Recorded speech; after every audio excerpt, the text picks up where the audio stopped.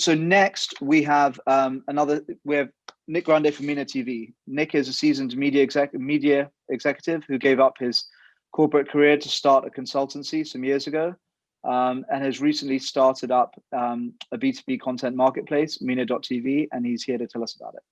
Over to you, Nick. Thanks very much, Sid, and good evening, everybody. How are you doing? Thank you so much for staying tuned. I realize it's been quite a long evening, and I hope you're not missing out on your dinner. Well, I'll do my best to make it worth your while. My name is Nick Grande, and I've been a senior executive, as Sid said, in the Middle East for the last 20 years in the TV industry. I've been a successful entrepreneur for the last 12 years, managing over 200 TV channels on behalf of regional TV networks, such as Du, Vodafone, and Saudi Telecom. And through that work, we could clearly see that the whole market for TV shows was quite ripe for disruption, not only in MENA, but globally. And 3 years ago, with that in mind, I founded menatv. So just first up, to avoid any confusion on the subject, menatv is a digital marketplace. So, sorry, a B2B digital marketplace. So, if we think about the marketplace industry more generally, Property Finder, Souk.com are hugely popular with investors because they offer growth through network effects. So, but what about B2B? Can you get the same kind of growth in that environment? Obviously, B2B gives you secure revenues, and we're used to high transaction values. menatv offers similar network effects in the B2B space as the B2C providers by connecting up TV streaming networks and TV producers and distributors and broadcasters. So what's interesting is that transaction values are typically high and they are intangible assets. So there are very low logistical overheads. So we're talking about a high revenue, high margin, and high growth opportunity. And in the past, it's been a relationships-driven industry built around trade shows. So what we're doing is extremely disruptive. If we look globally for a moment, I'm sure you're all familiar with what's going on in the TV industry. I mean, Netflix in particular spent $15 billion last year. They'll spend $17 billion this year on original content. Disney is now one of the 20 most valuable companies in the world. They spent $28 billion and obviously launched Disney Plus this year. Apple, Amazon, Google, Facebook, AT&T, they're all getting into the content business. The story is similar in Middle East, North Africa. Content is very big business. Saudi Arabia is investing $64 billion in their content space. beIN Sports in Qatar spends over $1 billion a year on content. NBC, you may be aware, recently launched their own studio business. So not only are they a broadcaster, they're now a producer, and they are making shows to be sold not only regionally, but internationally. Their Shahid platform has a number of very, very high value shows being produced for it. In Egypt, you see streaming network being launched, Watch It, recently. Even the telcos like Saudi Telecom, Etisalat, and Ooredoo are all spending tens of millions of dollars on content. And Saudi Telecom in particular, investing a lot in original content through their Jawi service. So the market as a whole, there are about 400 companies buying TV shows in the MENA region. In particular, streaming networks have an enormous appetite for shows. If you take a company like Stars Play, one of the buyers in MENA, one of the buyers in menatv, in fact, they offer consumers a portfolio of about 10,000 hours. And each of those shows can cost anything from $500 to $500,000 an hour. So they've spent almost all of their $200 million in funding as a startup, acquiring content rights. That is their moat. And on the sell side, there are over 6,000 companies around the world trying to reach these buyers, offering them drama, documentaries, kids shows, movies, reality shows. Just 2,000 of those companies spend, they will attend MIPCOM and the other big trade shows every year normally. They'll spend in excess of $30,000 a year on trade shows, many spending $500,000-$600,000 a year on trade shows, but if they have large scale stands at these major events. So it's a very important investment for them to reach the buyers. MENA presents some specific challenges for them, though, because content buyers are very hard to locate. They're spread across 20 countries. The sellers, of course, are spread all over the world. There are language barriers. More than half of the buyers in the MENA region don't actually speak English. If you think about the broadcasters in Sudan, in Kuwait, in Morocco, it's an assumption globally that English is the common language, but it's not the case in MENA in all cases. It might be in UAE, it might even be in Saudi and in other Gulf states, in Levant, but it's not universally spoken. Then you've got the challenge of payment and delivery of content. You can't always align them. So it becomes challenging. Deals can actually go astray. You can have trust issues that result from that. Some of the content vendors or buyers might find themselves buying from illegitimate vendors without even realizing they're doing it. And then added to all that, you've got these new startup streaming networks who don't even know the basics of how to buy content. You know, they literally arrive, say, I want to be the next Netflix. How do I do it? So having a centralized platform helps all of these people. And this is what menatv is. Like, we take this $3 billion market and we make it practical for everybody. It's free to sign up. It's fully bilingual. There's extensive search features for the buyers. You don't have to have a degree in TV to understand how to search for documentaries or movies or particular languages of shows or origins and so forth. And it allows direct communications between the buyers and the sellers. It's free to use, as I said, for accredited professionals. Our business model is a freemium model at the start. So we encourage as many producers as possible to showcase their content. And then we sell premium positioning on the website. We sell mail shops. We sell digital showcases. So we upsell to the producers. And we have a number of major clients already working with us. We also provide analytics tools, and we have services that we provide to companies like Disney, Warner Brothers, Viacom, Star TV. A lot of major businesses use our services already. This particular raise we're working on today is about supporting our platform development for next year. There's two areas that we want to work on. One is premium memberships. We want to make it possible for all our users, regardless of how big or small they are, to have an access, a premium tier access that would give them more data, access to insights about the market that will help them do their job. And then the really important tool for the growth of the platform is transaction level services, where we actually make it possible through a toolkit of digital signing contracts, hosting of mezzanine assets, which we can deliver directly to the buyer in the chosen format, and then the actual remittance of the funds to the seller. We can create an ecosystem around the transactions to make it possible and easy for far more transactions to take place. And then we take a small piece of that, either by way of a percentage or service fees. So already our network in the region is unparalleled. We've got an award-winning reputation. We've won awards internationally and regionally, and our brand strength is well known across the industry in regional trade shows and so forth. We organize events like the CEO Summit for the TV industry. And we have over 700 accredited buyers using the platform. On the client side, we have a significant number, almost 100 clients using the site. What's interesting is that number is more than doubled over the last 7 months for obvious reasons of the lack of a trade show infrastructure. We've been one of the net beneficiaries of the pandemic. Our client base now spans 25 countries across Asia, Latin America, Europe, North America, and of course, MENA. To give you some examples, we have a Japanese company, Nippon TV, one of the biggest in Japan. Intermedia, which is a huge Turkish distributor producer. We have shows like Bitter Lands that some of you may know being sold through us. A company like Mediaset from Spain, their show on Unauthorized Living, which was on Netflix not so long ago. And so we've also more than doubled the number of shows on the platform over the same 7-month period. Quick about the management team. So we're a small team. On the analytics side, Tasabi is the primary source of all data for several international TV networks, as I mentioned. And Bilal, the marketplace coordinator and manager, his emails reach over 7,000 professionals every week.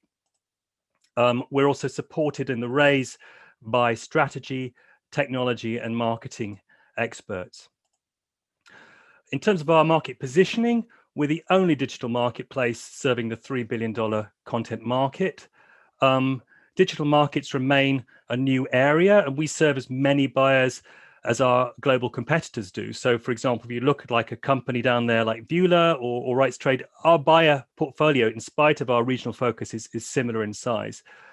We also provide access to exclusive audience and marketplace data, and that's probably what sets us apart from our competitors in the digital space. And certainly the trade shows, they don't tend to have that kind of tool available to them. And as you can imagine, things have been tough in the trade show sector. They're all trying to enter the space, the digital space now, but they're relying on models that are more about economies of scale across different industry verticals. And so it's more of a struggle for them to pivot. They don't have the ability to scale across different industries. In the meantime, we at Media.tv are growing and expanding our ecosystem. We already have proprietary marketplace analytics. We have audience data already for the last 3 years for 500,000 TV viewers. Just last week, we signed exclusive rights agreement with a UAE operator, giving us viewing data for a further 4 million TV viewers. We have another exclusive partnership with a UK company, which gives us access to smart TV viewing data across the whole MENA region. And we're in advanced conversations with major TV networks about these services. So what does this all mean in terms of financials? Well, the revenue and margin growth opportunity is significant because it's a digital marketplace, particularly when we introduce those transactional services I talked about.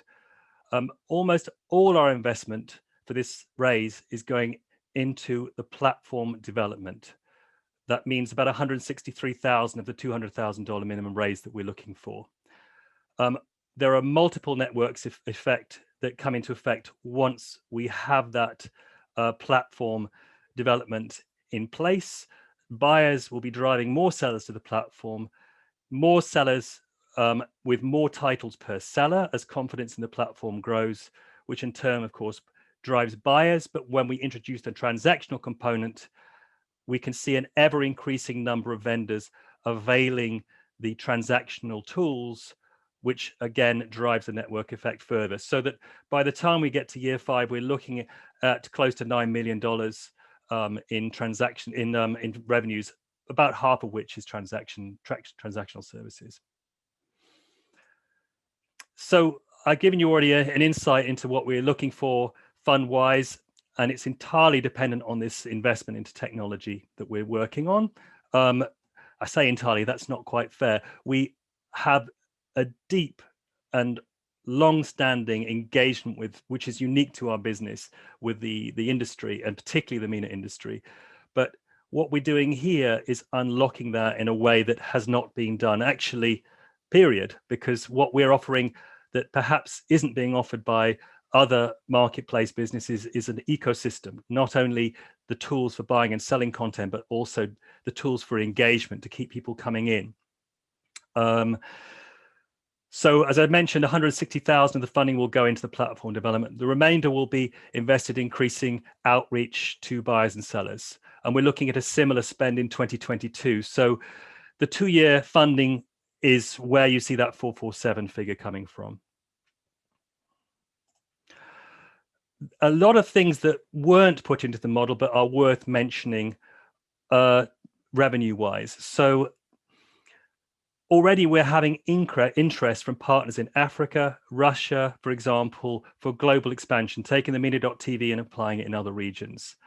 There are other verticals which are specific to the TV industry, which are available to us, listed there. One in particular I'll highlight is dubbing and subtitling. If you think about it, you can't sell a South American TV show in MENA without having it dubbed or subtitled. Well, dubbing typically costs a minimum of about $2,000 an hour.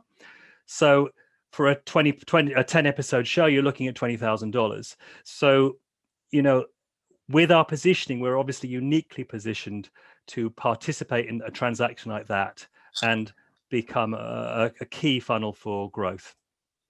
Finally, then, if we look at our exit opportunities, I'll just highlight 4 here. There are several more, but just to consider any media conglomerate wanting to tap into the growth of the content sector. There are several government entities, which we're all aware of, particularly the GCC, that want to own the media space. This would be a very good vehicle for them to do that. Trade show operators seeking to stay relevant, and competitor networks. Maybe not straight away, but assuming that one of them in 3 to 4 or 5 years' time can achieve scale, then we would provide a much more cost-effective way to enter MENA than trying to compete. So I hope that gives you a clear picture, and thank you very much. Over to you, Sid.